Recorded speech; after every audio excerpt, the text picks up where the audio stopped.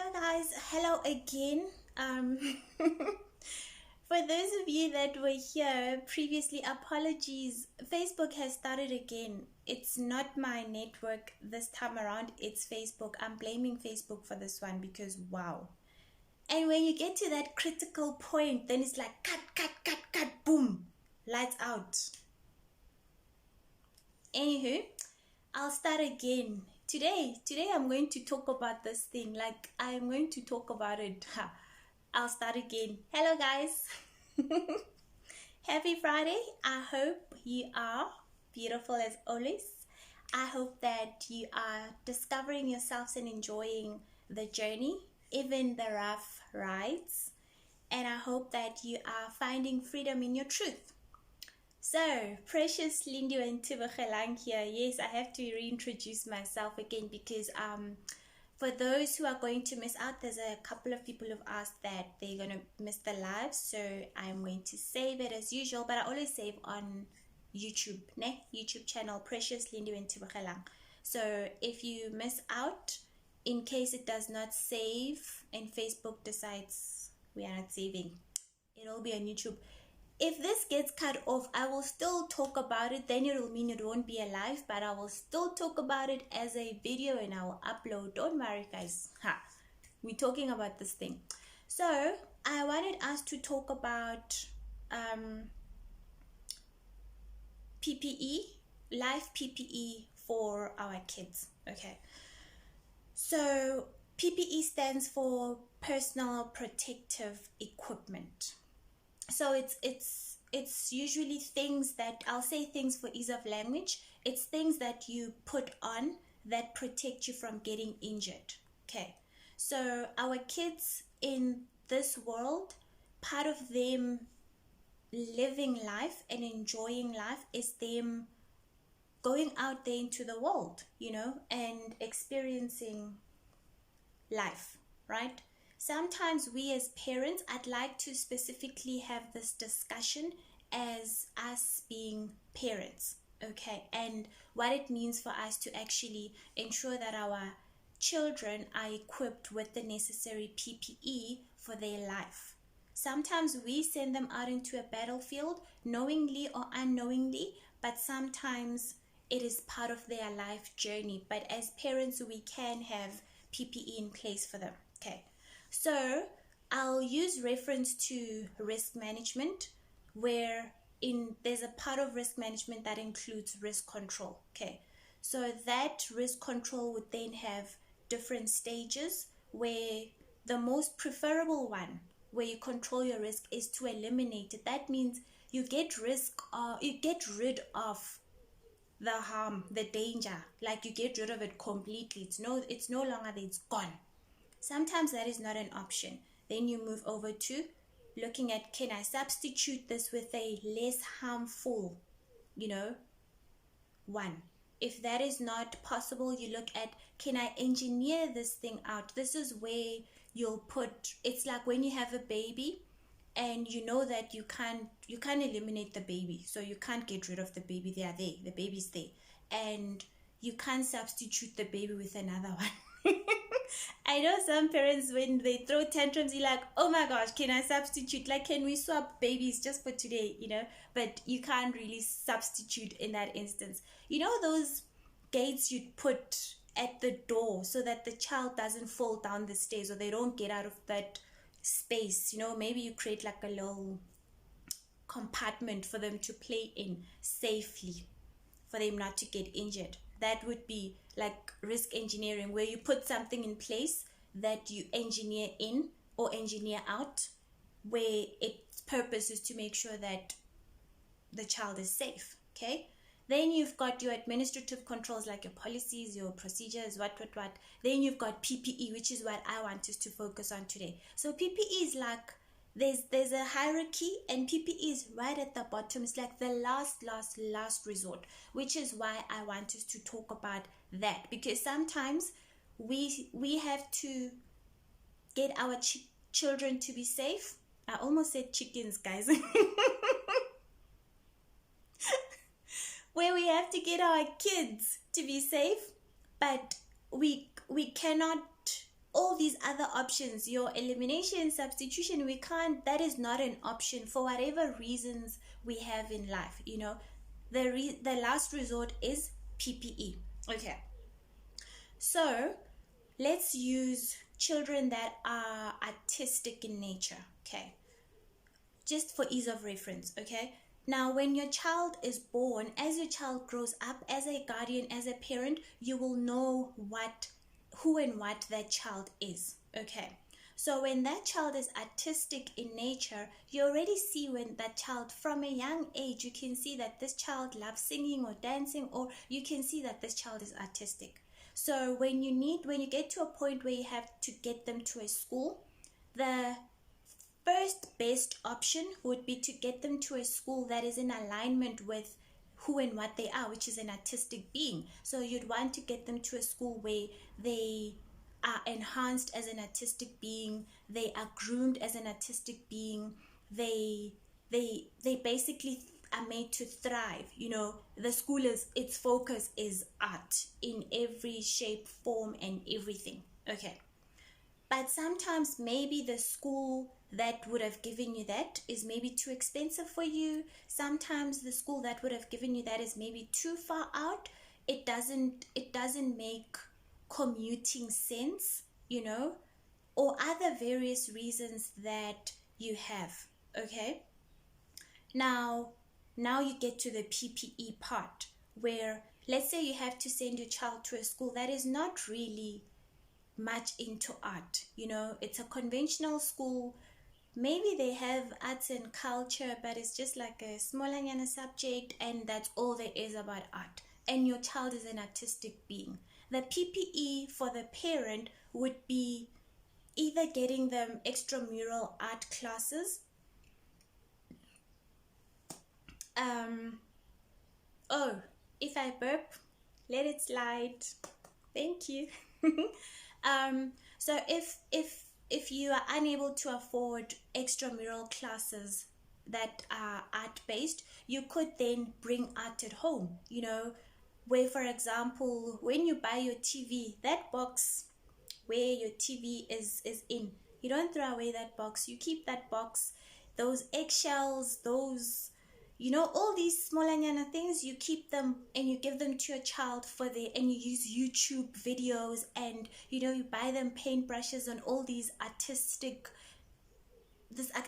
equipment for them to continue thriving in their art without you burning a hole in your pocket if money is a bit of a sore point for you to get them proper extra classes. Okay, that would be PPE, right?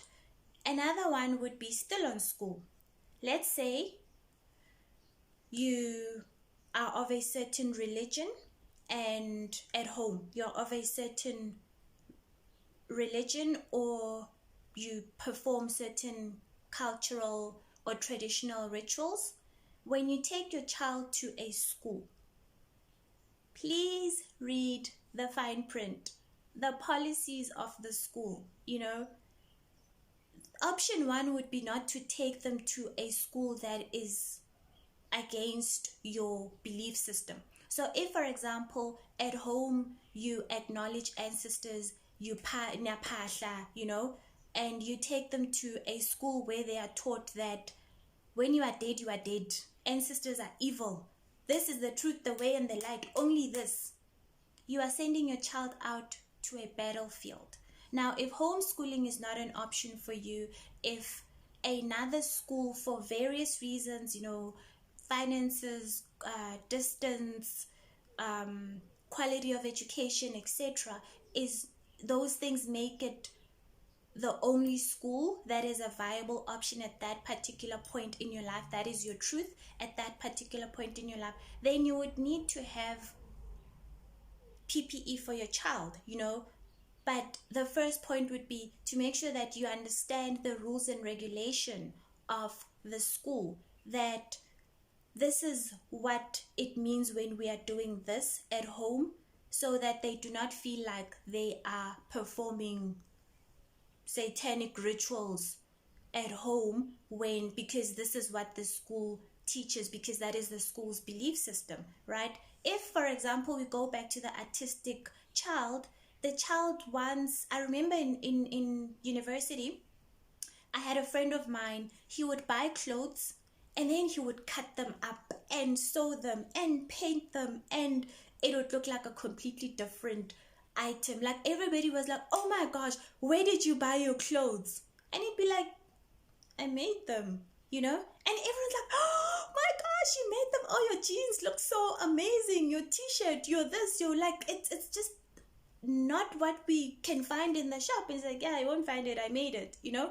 If you have a child like that and you take them to a school where they have to wear school uniform, that in itself may already be a box for them, right? So PPE would be, okay, the reasons we have to take this child to the school is because XYZ. However, PPE. So child, when you get home, you can take off you are not allowed to zhuzh up your uniform. But when you get home, you can take off your uniform and you can do what you need to do with your clothes. You can use them up. You can paint your t-shirt. We'll even buy t-shirts for you to paint on and redesign. You know, we'll buy jeans that you can redesign, and you can have that as PPE, right?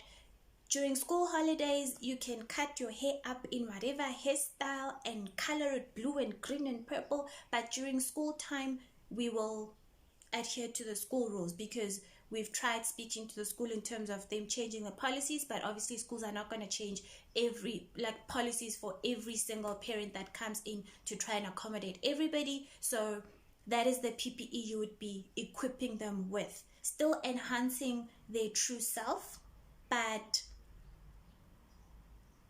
and ensuring that they understand what they are getting into. Okay, if for example you have a child that is an empath, right? Sometimes empaths come across as very shy people, especially when they're kids. You might think, oh, my child is shy, you know? If from a very young age, this baby, whenever you had visitors in the house, this child would cry and cry and cry, and you'd be that mother who must go and sit in the bedroom until the guests leave, and then the child is happy again, you know? And you know that this is how the child is. But as they grow, hey, you know, go play with other kids. You can't now always be alone here. The world is going to eat you up. You need to get out there and get used to being with people. You're putting the child in a battlefield that they shouldn't even be in, you know? So that then you get to understand, you get to know your child, accept your child, understand your child, and work with who and what they are, so that we help our children, because children already know who they are. They do not need to rediscover themselves that much as we adults do. But our purpose as parents would be to help them to continue becoming more of who and what they are, as opposed to less of who and what they are. So if your child is an empath, and you realize and you get to understand that they appear shy because they are an empath, so they reserve themselves, they become an introvert because they are actually an empath. When you're an empath, you'll absorb people's energies. This one has a headache, now you have a headache. This one is depressed, now you are depressed. This one is hungry, now you are hungry. This one is vomiting, now you also feel nauseous, you know. This one's boyfriend dumped them, now you also want to cry. That time you don't even have a boyfriend, right? You're an empath. So if you help, you teach your child on how to do their grounding, how to seal off their energetic field so that they do not get affected by other people's energy, so that they deal with their own energies, you know, on how, whether you do it through prayer or meditation or whatever you are comfortable with from a sealing off energy perspective, that is your PPE to your child as the parent, so that they know that, okay, this is the kind of a person, right? So before I leave the house, I need to ground myself, you know. This is how I ground myself. You know, whether you meditate, whether you do mantras, whatever is comfortable for you and your family. then you do that. Okay, when similar to when you get married, as an example, right? When you as two grown-ups get married, you know that, okay, I'm of this religious and cultural belief system, I'm of this religious and cultural belief system.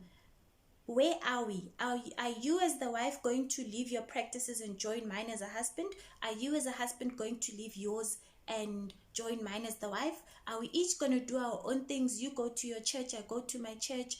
How do we raise the kids? You have that discussion. You have those interventions in place. You have things in place to make sure that you protect your union from being damaged by the differences in religion, in tradition, in culture. The same works out for kids when you send them out to a school that is very different to what you practice at home. So if we use another very common one, which is language, right? Sometimes that highly performing school that has great sport facilities is not that expensive. It's like 5 minutes walk away from home.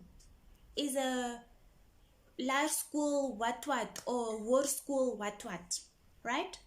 And at home, maybe you are Zulu and the Afrikaans, or maybe you are Tswana or Pedi or whatever you are at home, but you are not Afrikaans, you are not colored. Ne? Maybe you did Afrikaans as a second or third language at school, but it was that Afrikaans of, ma'am, look, ma'am, Mandla is taking my book. Chepo, hou op. Ek kan nie hoor nie. Ek kan nie verstaan wat jy sê nie. Hierdie is 'n Afrikaans klas. Ons praat net Afrikaans. But ek is nie mammy, ek is juffrou. Sorry juffrou. Nie juffrou nie, juffrou. Maybe that was your Afrikaans. That's how much Afrikaans you know. Die hond blaf, you know. Ons het gegaan, die hond blaf. The PPE, but you, because of your situation, you end up having to take your child to a war school what or a large school what, right? Now, when you take your child to a school that is Afrikaans based as a first language, like it's an Afrikaans medium school, that means that will largely influence who and what your child is. So when the child comes home and you're like, hey, thou shalt not speak Afrikaans in this house. There's no die hond bluff here. Inja ya konkota woof. Afrikaans at school. Here, Zulu. You are putting the child in a battlefield, and that child then becomes in a situation where they sometimes lose themselves, because at school they have to be this, at home they have to be this. Now, who are they as a person? Who are they as a soul? You know, one of the PPE that you could have is, first of all, accepting that Afrikaans is a part of you because you have made it a part of your child's life. It is what it is. So it doesn't sound nice. It may sound horrible. It may sound like, oh, and you think you know too much. Now I must make Afrikaans a part of my life just because I send my child. No, it's become a part of your life because you have chosen, whether willingly or unwillingly, to send your child there. Remember, a child is a part of you. You are a part of them. So when you send your child to that Afrikaans medium school where they have to deal with the Van Veeks and the Van der Merwes, it becomes a part of your home. So in order to make sure that your child who is an A+ student does not drop to a B student because of the language barrier, you have PPE in place. You could get them a tutor, like a proper Van Veek level kind of a tutor. Or you could also, there's different ways, you know, you could also maybe have Afrikaans day at home. Maybe twice a day you speak Afrikaans. Maybe you decide Monday and Wednesdays here at home we will praat, because we don't want to, Saturdays we can't the Hunt Bluff Saturday with beers and wine and yeah, hey, so because it's fine. Maybe that's your family, right? And you could decide, okay, well, Monday and Wednesday will be Afrikaans days. So, Tsepo, Monday, Wednesday, we speak Afrikaans. So that in the morning, when you forget as a mother or a father or a guardian, and you're like, oh, Tsepo Batong, Pagisa will be late for school. Tsepo can be like, ek kan nie verstaan wat ma sê nie. En you can be like, jammer my kind, maak gou asseblief, ons gaan laat wees vir school. And he's like, ek kom ma, ek kom, you know? And it becomes, that could be your PPE, making sure that he thrives in an environment that you as a parent have put him in, or that you as a parent have allowed him to be in, right? Similar to when you know your child's the right, I hope the right way of saying it is sexual orientation. If it is not to be offensive. Apologies in advance. I hope the right name is sexual orientation. So if you know, for example, that your child is gay or they are lesbian, when you send them to a school that says if you are gay you are evil, if you are lesbian you are evil, you are sending them to a battlefield. The best option would be not to send them in that school at all. But sometimes the only option you have at that particular moment in time, maybe homeschooling is still not an option for you, is to send them to that school. But then you would need to equip them with PPE, of them getting comfortable with who and what they are at home, you know, of them being truthful, you know, with who and what they are, of them not having to hide, of them understanding who and what they are from home, right? PPE is the last resort, right? So as parents, let's please understand that we have quite a large impact on our kids, and when we equip our kids with things, let's understand the level of impact that it will have, right? Which is why the simplest way to explain it for me was to use the principles of risk control and risk management, because the first choice would be to eliminate this danger, make sure it doesn't exist at all, you know. So if you apply the same principles, yeah, if I burp, please just let it slide. Like, just pretend you didn't see it. It's just when my energy is moving in my body, you know. Yeah, just let it slide. If it's not possible to get rid of it completely, like cut. Okay, maybe I shouldn't move that much. Ooh. If it's not possible to eliminate it completely, then what you do is you substitute, right, with something that is of lesser harm. If that is still not possible, you continue with the different levels of risk control in your child's life. So understand that PPE will require a lot of effort. When you have to put PPE, you know, in your child's life, as opposed to elimination or substitution, it will require quite a bit of effort from you as a unit, you as a family, the child and you as the family, the parents, the guardian, etc. Right? And you then need to understand that, know your child. You know, when your child is born, you already know who and what they are. You know that this is my child. Your child's characteristics and behavior, yes, it's frustrating sometimes, but it's hardly a shock. A lot of things, when you observe as a parent from a very young age, you will get to learn that this is who and what my child is.